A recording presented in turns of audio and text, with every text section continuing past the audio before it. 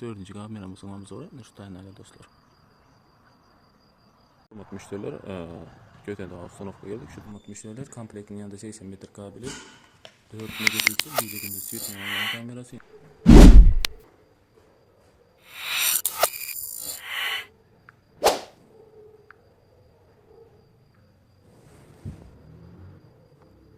Hürmetli müşteriler, Göte'de Avstanovka geldik. Şu çayımıza 4 tane IP kamera ustanovka etmeye geldik. Gece gündüz sütme 4 megapiksel ustanovka etip olandan sonra polun obzorunu edip geçeceğiz dostlar. Sağdan 9'un yarı. Başta 10'da. Onun yarı. Şu çayımıza 4 tane IP kamera ustanovka etmeli. Hürmetli müşteriler, komplektin yanında 80 metre kabili, 4 megapiksel gece gündüz sütme ayarlayan kamerası, yine 4 megapiksel dostlar.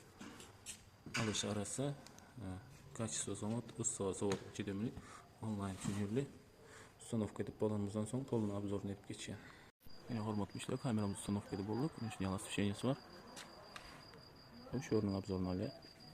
İkinci kameramızın obzoru, şu taraf arkan alıyor dostlar. Kamerana koyduk. Asıl şeyini şunu yalan dostlar. Gece gündüz sütme diye şunu yalan böyle dostlar. İçinde de bir kameramız, onun obzoru. Şu tane alıyor. Bir de koyun alıyor dostlar. Dördüncü kameramızın obzoru, şu tane alıyor dostlar.